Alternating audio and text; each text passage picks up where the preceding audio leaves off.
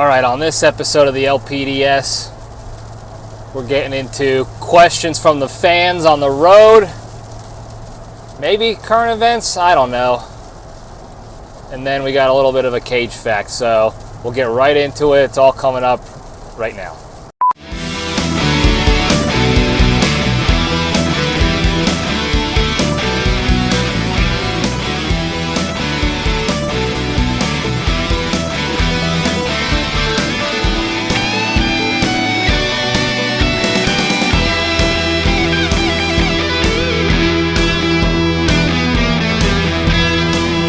All right, jabronis, we're back.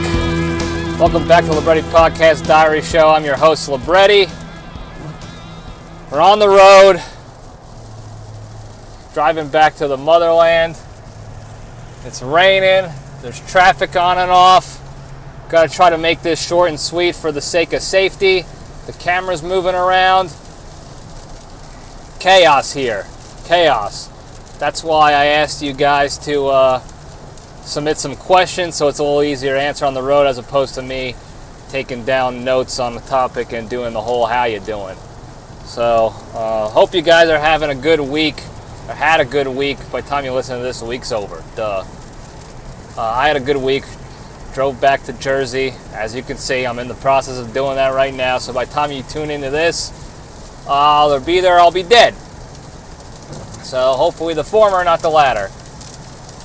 For you newcomers out there, welcome. This is the show that talks about nothing but fun, the lessons and everything, and has a good time doing it.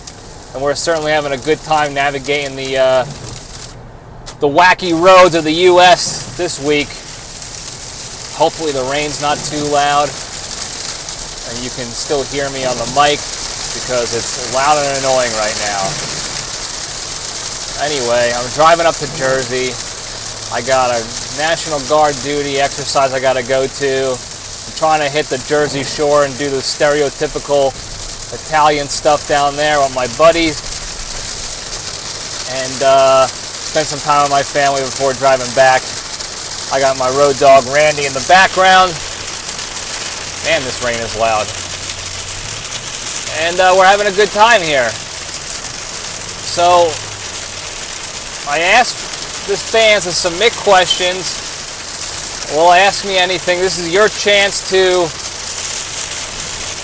ask whatever you want to ask, and you'll get the God's honest answer from old Libretti over here as best I can.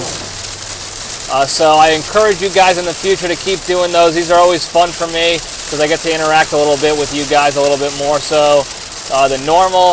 I'm going to be doing this again within the next week or so. So be on the lookout for another solicitation for questions and comments and advice and what have you. And again, we'll keep having a good time with it. I don't really have any current events. The only thing I can think of is that the Yankees are finally playing baseball. It's absolutely too little too late. But with the young guys they brought up from the minor leagues who actually care and are trying, they're playing real baseball again. They're not just trying to hit home runs every swing, and they're actually winning, which is crazy to have to say that it's awesome to see them finally winning again, but that's what we got. And let me tell you something. If I were one of the starting Yankees from earlier in the year, throughout the whole season this year, if I was one of those starters, with the exception of maybe Judge and Garrett Cole, I'd be absolutely ashamed of myself. I'd be embarrassed, tail between my legs, ashamed of myself at the absolute embarrassment of the season that I performed, and then have these young guns without a minute of MLB experience coming in and showing me the hell up. And that's exactly what they're doing. They're showing all these starters up, proving that all you got to do is actually play baseball and not the garbage, whatever they were trying to do before, and you'll see success. Which is apparently a wild concept. As I'm trying to tighten my mount here, I blocked the screen here in YouTube land. Sorry about that. It seems to be a wild concept these days in MLB, actually just playing baseball. Get a guy on, Get the guy over, get the guy in, score the runs, then get in the field and make a stop. Pretty simple recipe to win. If you mix in a home run every now and then again, that's great. But the fact that all they care about is trying to hit a home run and as hard as they can, even on 0-2 pitches, and they've just been sucking it up. So it's been great to see the young guys come in there and show them how it's done, and those guys should be embarrassed. But I think that's all for the current events. I didn't pay attention to most of the news or anything going on in that regard this week. I've been busy with more important things, but I'm sure it's not great. I'm sure it's doom and gloom and a bunch of other malarkey to get us ready for election season. So I'm glad I missed it, whatever it might have been. That being said, we'll just get right into it. We'll step into the cage.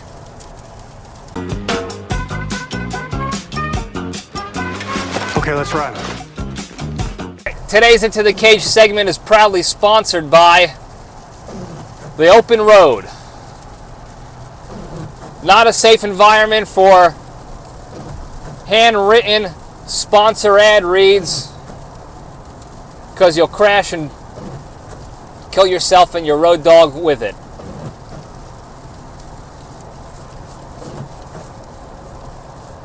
That's the ad read. If you have any questions about The Open Road, feel free to call 202-670-1114 and you'll get 29% off your first call about The Open Road. That's it. I am no longer even trying to entertain sponsor reads on the road.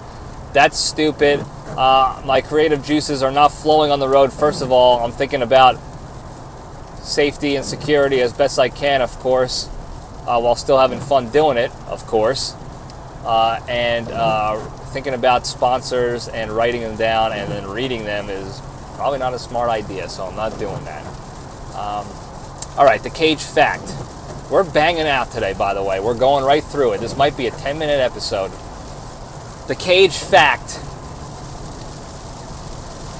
He met Owen Wilson at a party a long time ago. He was at some Richie's party, and they exchanged pleasantries, and then apparently later on Owen Wilson did an interview where he said Nick Cage is one of the guys on his list he really wants to work with in the future, and Nick Cage said the same thing recently, and that he would hopefully talk to him very soon to cook something up in the works within the next couple years to make that happen. So while that seems like a mundane Cage fact, I just want you to picture in your head a movie where the two stars are Owen Wilson and Nick Cage. Now, if you don't know who Owen Wilson is, first of all, slap yourself upside the head. Then go ahead and look up his portfolio, and you'll see he's been in a lot of great, fantastic feature films, to include Wedding Crashers, Starsky and Hutch, Zoolander. Oh, what was the one where he was like a homeless bum, and he was helping out these kids not be losers? Damn, I think Bone Crusher will help me out here if he remembers. He can put it in the comments or send me a text later. It wasn't like the Heartbreak Kid. It was like Lucky Joe Wood or something like that. I forgot what it was. Excuse me, I forgot what it was called, but good film. He was in Royal Tenenbaums, Marley and Me. Just good actor.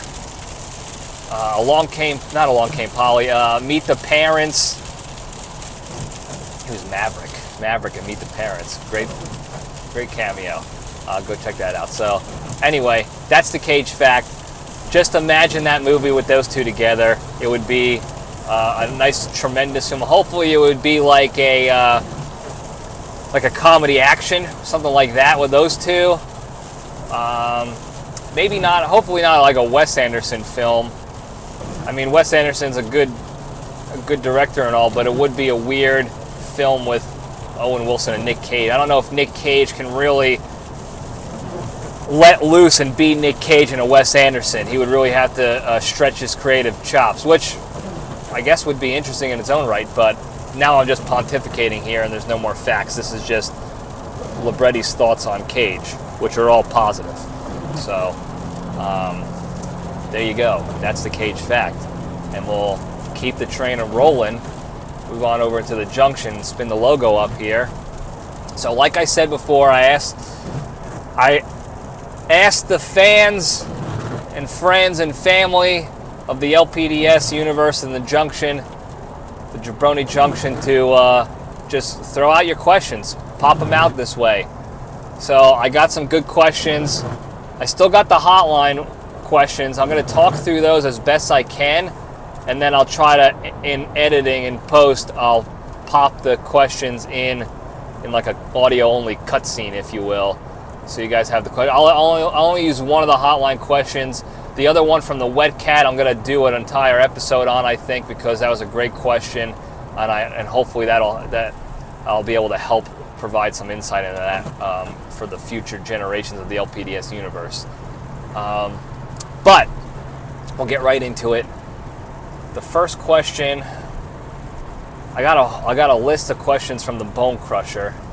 The first one was, I believe it was asking about our Embry-Riddle alumni baseball game. I'm pretty sure he was asking about that for an update or thoughts on the alumni game. I'm always excited to get together with the old gang again when it comes to the Embry-Riddle baseball team. Let me caveat that. The baseball team, not the regular school alumni. With the exception of a few non-baseball people, I have no desire to do anything involving that school ever again. And as soon as the coaches that coach me leave, whenever that may be, that school might be dead to me. I don't know yet. Again, that'll depend on future alumni events. If my old teammates decide to go show up for those events in the future, then I'll guess maybe I'll go down and hang out with them again as an excuse. But I'm looking for an out. I'm looking for a way out of any involvement in that school whatsoever. And there's two hurdles holding me back right now. We got my student loans, of course, and we have my old coaches still there and the alumni brothers that I played ball with. So once we're free of those two chains, those balls and chains, we'll be good to go to never speak about that school again, which will be nice for me. And I'm sure people won't like hearing that went to the school and liked it. If you liked it, great. I did not, and that's fine too. But I am looking forward to the event. It doesn't really matter what the scheduled events are, what they actually end up doing for it, because it's not about that, really. It's about an availability of all the old players to come together and shoot the shit, talk about the good old days, shit talk each other again, see what the current team is all about, share war stories, tell them how much tougher we had it back in the day, just like old people are supposed to do. And then we go and have a good time on the town in Daytona. So if we have an alumni game, great. If it's just like a little dinner event, great. If it's just come on the field and have a few pops and shit talk, also great. As long as the guys are there and we can have a good time, I'm down for it. No wives. I love women, but they didn't play on the team, so we can hang out with you guys after the alumni festivities when we're out of the town. But on the field, a couple beers, a couple bros, a couple memories, share a few laughs, have a good time. So I'm looking forward to that. The next question he asked was, do I have any goals for the LPDS? Any future goals? Yeah, I always have. I'm always trying to scheme up some new ideas for the show, to keep things spicy. This kind of leads into his other question. His next question was any future guests coming up soon. that's one of the goals, is to get different guests on. I mean, I got the creature in the local area that I'll have him on. We still got to talk about baseball movie rosters. So we'll have that episode pretty soon here. And then I'm going to try to plan some travels to get some other guests on. I'd like to get guests outside the LPDS universe to bring you guys some new faces, new experiences, new stories to share, new people to bring into the junction.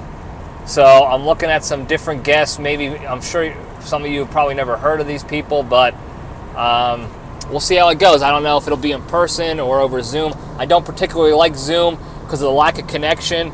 So we're going to try to make it work, but most of my goals are for new guests. I still like the format of the show.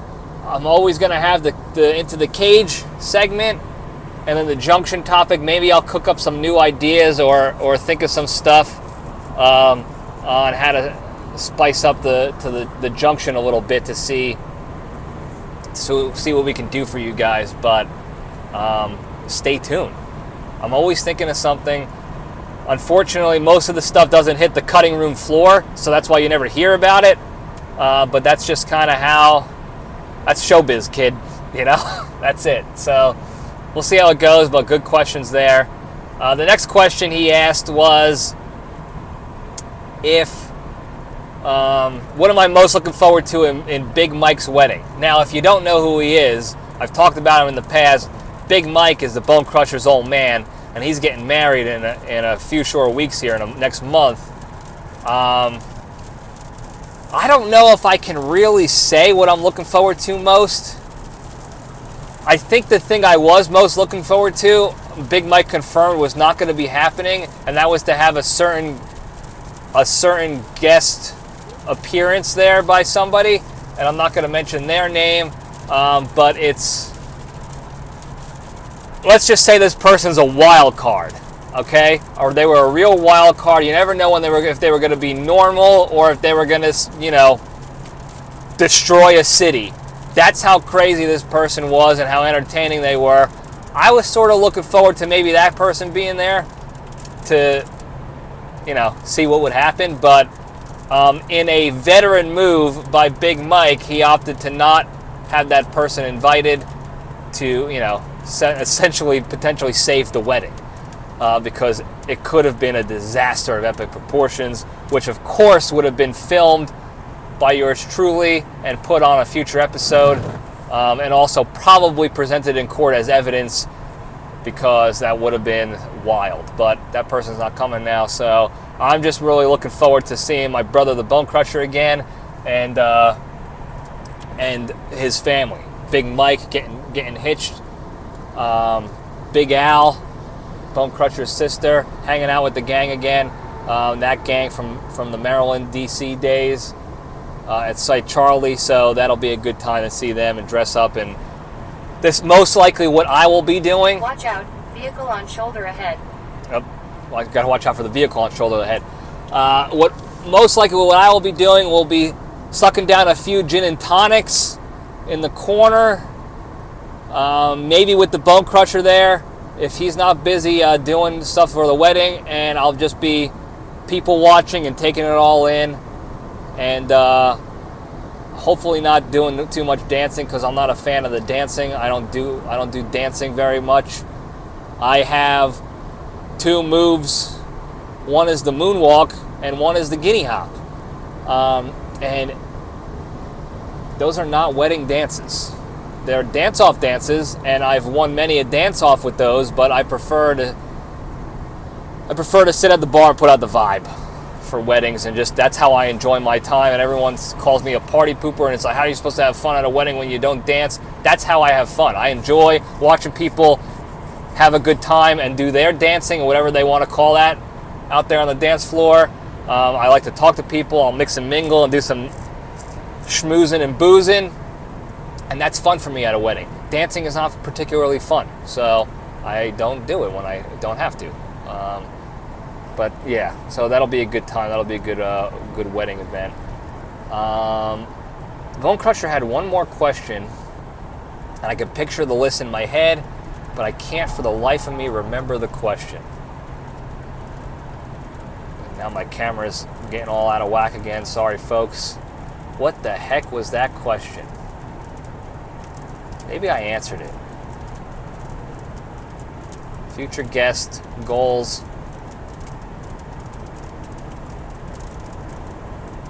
I don't know. All right, I got the question. It's, are you excited to mask up again for the latest variant of COVID coming up? Police reported ahead. I'm not masking up. Okay? You could call me a nut job. You could say I'm a plague rat. You can call me whatever names you want to call me. I gotta fix the camera again. Stand by. But we're not doing it anymore. Okay? It has, and this is not my personal opinion, but it has been medically, scientifically proven and released. This information has been publicly released that masks don't work with this type of virus. So no matter what these loons in the government try to mandate and tell us, they're lying. If they say the masks work, the new variant, the masks work against the variant, blah, blah, blah, it's lies. It's malarkey. It's garbage. I'm not wearing a mask. It's stupid. We're not doing it anymore.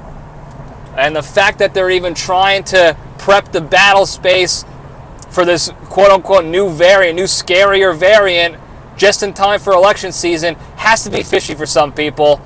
You could call me the tinfoil hat nut job. You can get mad at me all you want. This is just my personal opinion. I certainly won't be mad at you for thinking differently, because we're all one big happy family here. But I will personally be calling bullshit on most of, if not all, the crap that comes from any government official when it comes to COVID within a year of the election. That's just so obviously fishy and sleazy to me that they're even trying to do that and thinking that people are going to believe it. Vehicle on shoulder ahead. All right, I see the vehicle. Thank you. It's mind-boggling to me that they just have so little respect and think so little of us that they're going to try to pull this shit again. So, long story short, I'm not masking up. All right, thanks for the questions, Bone Crusher. It's always great. You're always helping out with stuff like that. So, all right, the next question I got was, if you had to fight Nick Cage to the death, what would you do? And this person, thank you for the question. They wrote a whole little diatribe in the comments that I'm not going to memorize. I'm not going to remember on the road here, but that was basically the gist of the question. And the answer is, I'm not fighting them. We're not doing it. In no scenario in history would I ever be in a fight to the death. Shut up with the vehicle.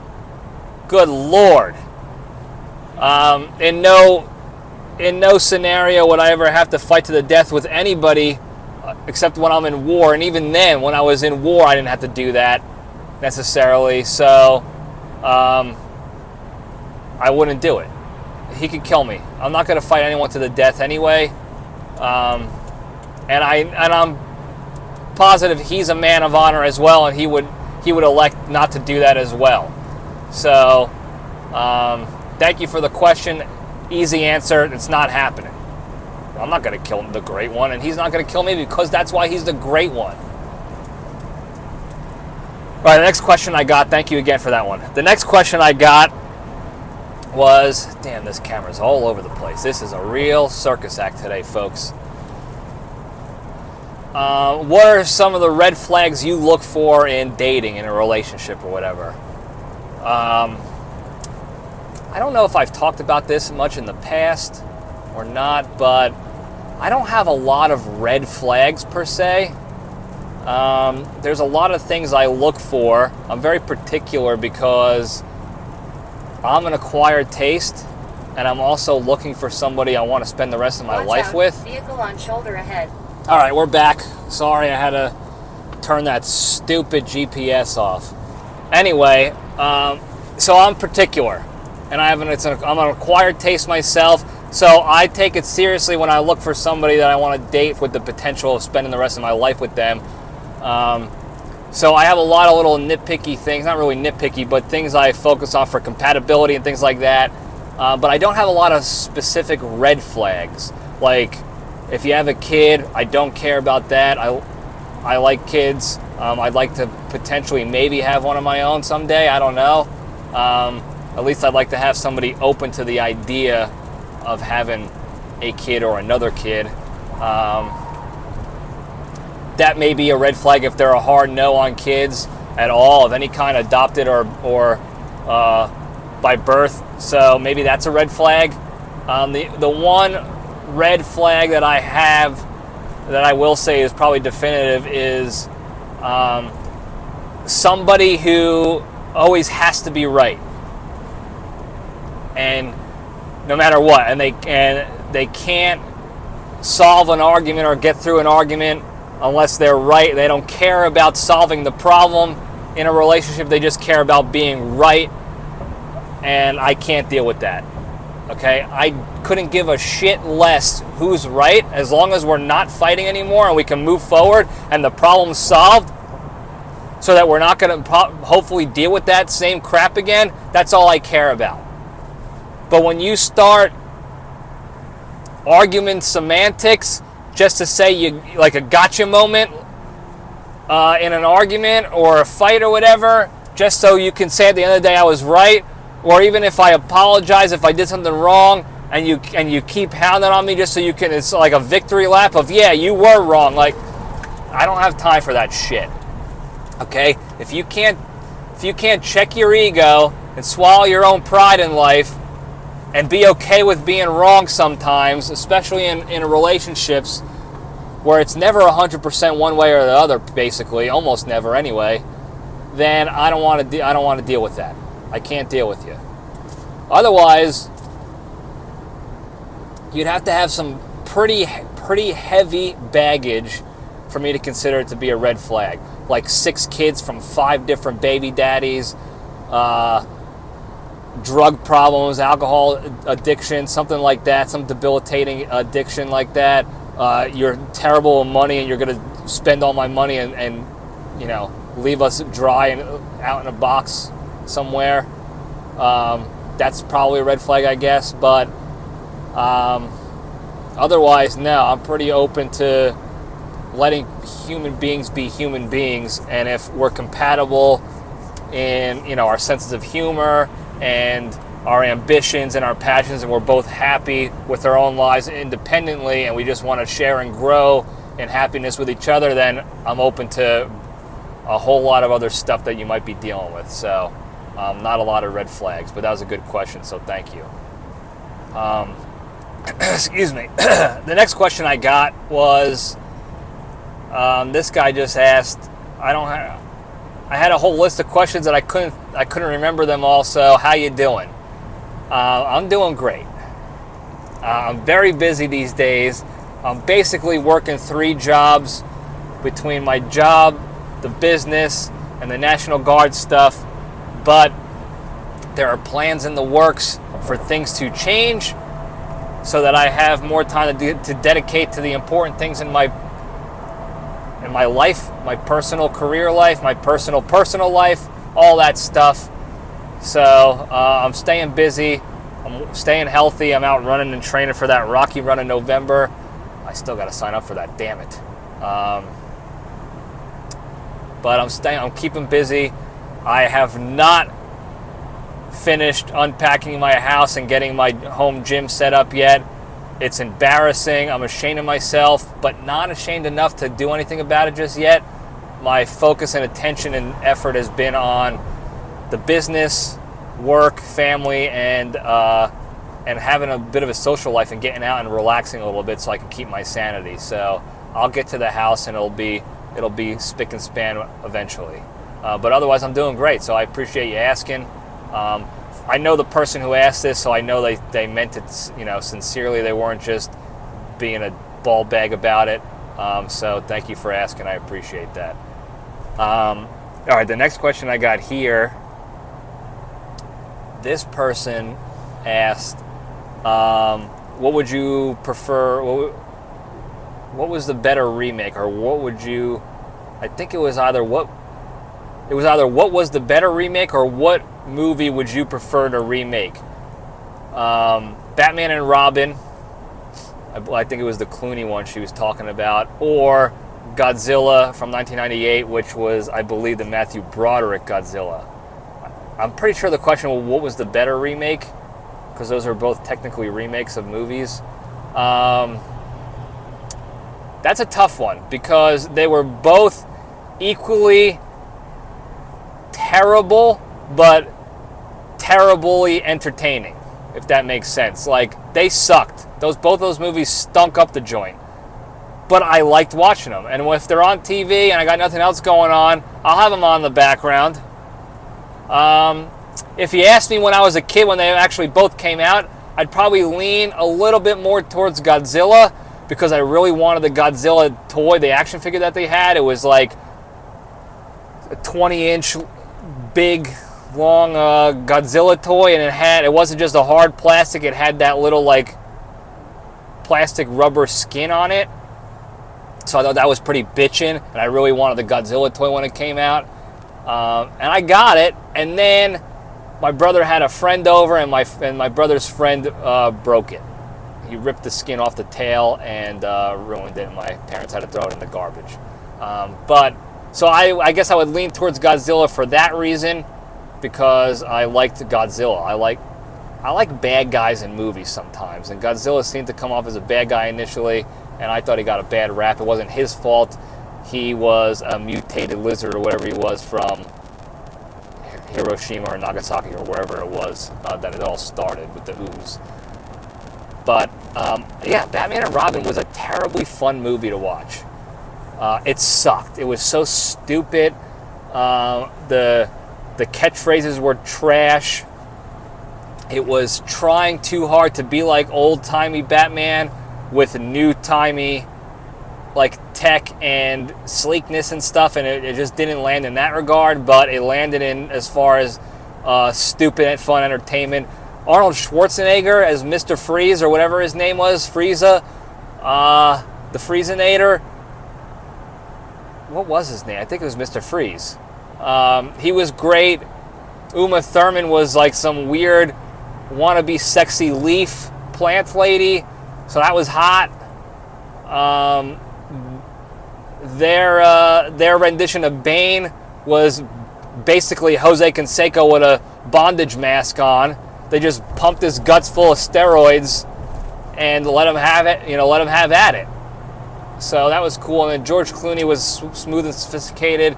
And then his sidekick Robin. Was Robin homosexual in that movie? I don't remember. He might have been. I can't remember for the life of me if they made him that or not, because it was like more new age or whatever. But he was good. He did the trapeze stuff and the acrobatics, and then Alicia Silverstone was in it. Was she Catwoman or was she just Batgirl? I forgot her part too. Look, the movie sucked, but it was fun to watch and entertaining, and it had a lot of big names in it. So you can't dog on them for trying anyway. So good question. I like questions like that. Keep more of those coming, especially when it comes to garbage movies like that were fun to watch and I enjoyed. So thanks for that. I'm trying to think if there are other questions that were asked. I think that's pretty much it with the questions this time. Oh, the one hotline question I got asked, I'll put it in right here if I remember. If I can cut it in, I'll put it in right here. Hey, John. Just giving a call. With you being a homeowner and stuff and being in the house, talking about, your roof potentially leaking. Hey, could you go over some of the conspiracy theories or the lies that society tells you about being a homeowner? Have a great day. Stay strong. So if the hotline clip made it in, it was question asking about. Then you heard the question, But if the clip didn't make it in, it was a question asking about as a new home purchaser, home buyer, going through the process, what were some of the things that you considered now to be like real estate myths or malarkey that real estate agents might push your way? Now, I am not going to sit here and talk shit about real estate agents because I have a lot of friends and family in the real estate game. Okay? So this right now is just personal 1 cent opinions on some of the stuff I hear from real estate agents in general that I consider to be just real estate agents trying to maintain a business and keep getting clients regardless of what's going on in the real world. And some of you might consider it to be malarkey or lies or schemes or whatever, but I just think they're just working a business. They're trying to keep clients. They're trying to do the do, and I get that. Right off the bat, the one thing I've heard all the time, no matter what, is it's always a good time to buy. Now, there's going to be some sleazeball real estate agents out there that are going to say, I don't say that, I give it to you straight. Don't worry about that. But then when it comes time to buy a house, or you're looking at a house and the interest rates are through the roof, or it's just right after the housing bubble popped back in like 07, 08 time frame, they're still out there saying, oh, it's a great time to buy now. This is the time to buy. Don't worry. Interest rates will go down. You can always refinance. Buying gives you equity, and that's better than renting. And while that is technically true, I believe that there are some instances with individuals who should not be buying a home simply for the equity reason. One of the things that excuse me, you don't hear enough about from real estate agents, and the ones that I've dealt with, the two in particular I'm thinking of, they were very good about telling me all the ins and outs that I needed to know. So this is not for them. This is not talking shit about them. But some of these real estate agents don't really do a good enough job, whether by accident or on purpose, of telling you just how much buying a house costs up front. They push very hard in the paint on how low your mortgage is going to be compared to what rent would cost you, and that the mortgage is going towards equity and rent goes towards nothing, which is all again true, but in the grand scheme of things, when you're purchasing a home, you need to have money up front. I don't care what anybody tries to tell you or any sort of fake deals that are going out by mortgage companies in the short term.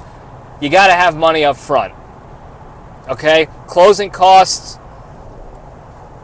I mean, at least $7,000 to $10,000 at a minimum, I'd say, depending on the size of the house you're getting and the cost of the house. The cost to get an inspection done. If you're buying a house and not getting it inspected, you're a sucker. No question about it. Doesn't matter what's going on in the real world, what cycle of life we're in. During COVID, people were scooping up houses and foregoing inspections and paying double the price on a house almost because it was a buyer's market then.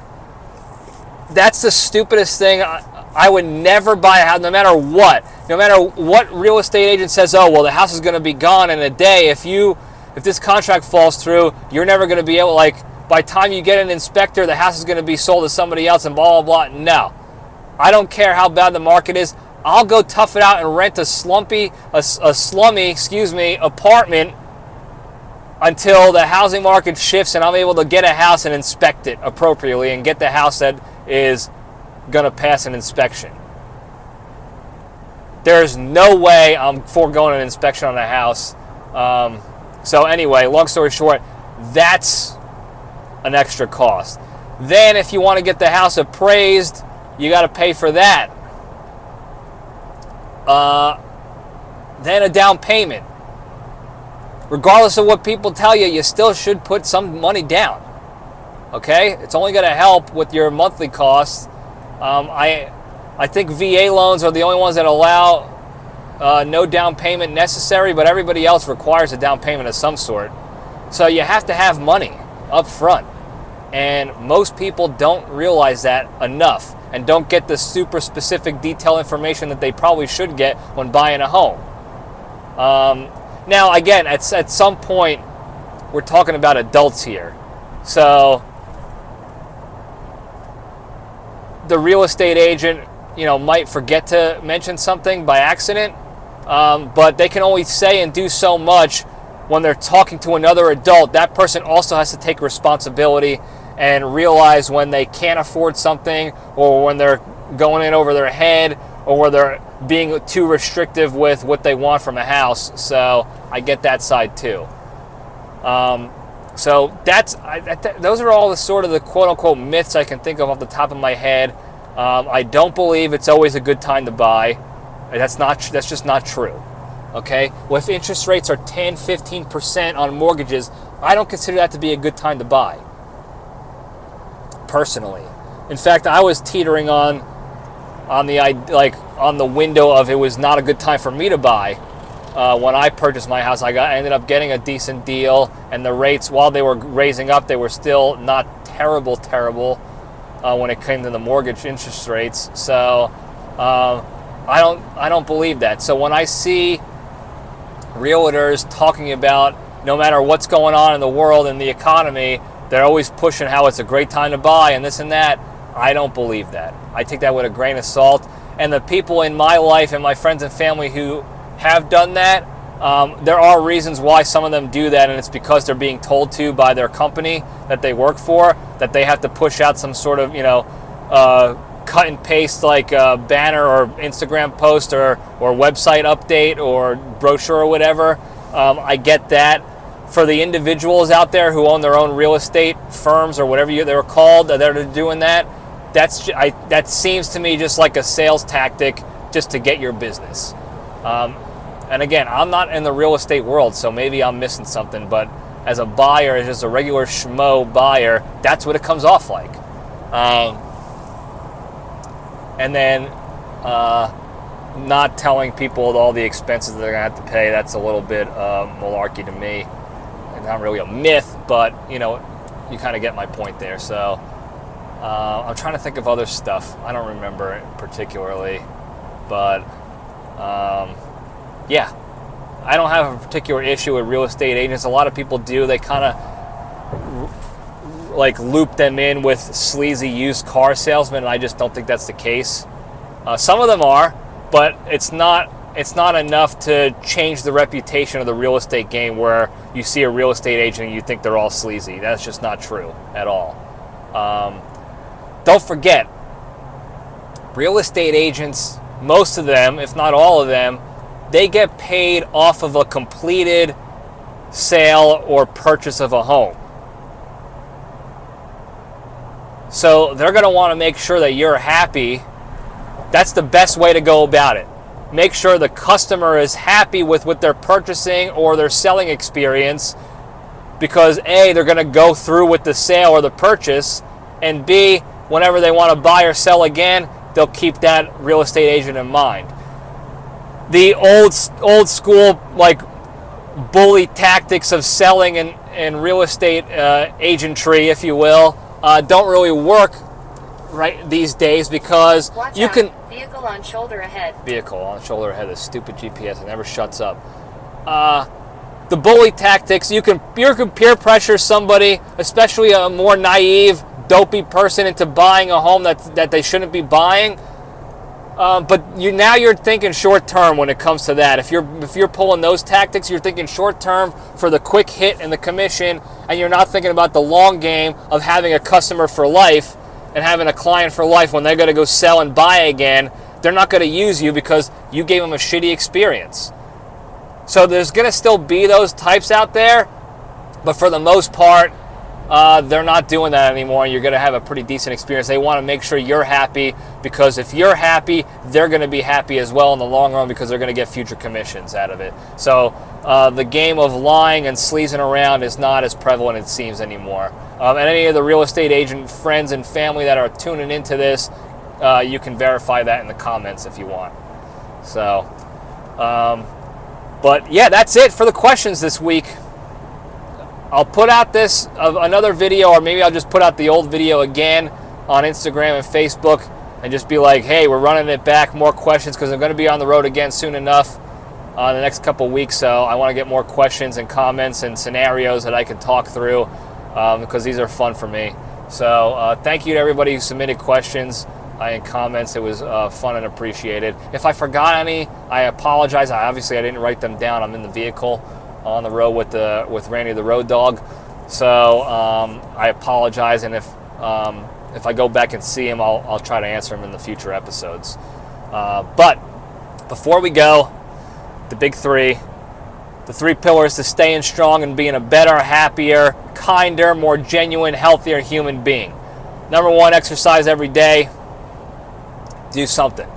Go for a walk, get a workout in, read a book, meditate, pray, do breath work. Do one thing every day to exercise yourself physically, mentally, or emotionally, so you can be healthier physically, mentally, and emotionally. Number 2, the hardest one to do, don't be a shitty person, be a kind person. When the opportunity arises to be negative and shitty to somebody, even if you think they deserve it, just detach from your emotions, take the step back, and omit yourself from the situation, and that way you're not adding to the negativity and shit going on in the world, and you can focus your attention and energy on more positive, productive things. Number 3, the most important one, at least to me, is being genuinely thankful and grateful for all the good you have in your lives. I do this every day by thinking of, at least one time a day, thinking of one good thing in my life and thinking what my life would be like without that thing or that person or that experience. That immediately puts me in a state of gratitude and being thankful for having that in my life, as opposed to taking it for granted and taking advantage of it. So try that out if you're having trouble living in a state of gratitude. And if you follow all those 3 things at least a little bit each and every day, eventually you're going to become, and I promise you this will happen, a better, happier, kinder, more genuine, healthier human being. You could spread that goodness and health and wellness and positivity throughout the land. So that's all I got today, guys. Thanks for tuning in. Thanks for the questions. Don't forget to like and subscribe. Hit the hotline 202-670-1114, and you can call in with any questions or comments there as well. And I'll put them on a future episode whenever I get the chance to. We'll have fun with that. 202-670-1114 again is the number. And thank you guys for dealing with this chaotic circus act of an episode on the road here. These are fun to do, but they are a bit of a pain in the ass. They're a little sketchy and dangerous, but we're trying to be safe here. So thank you guys again. I love you all. Stay strong.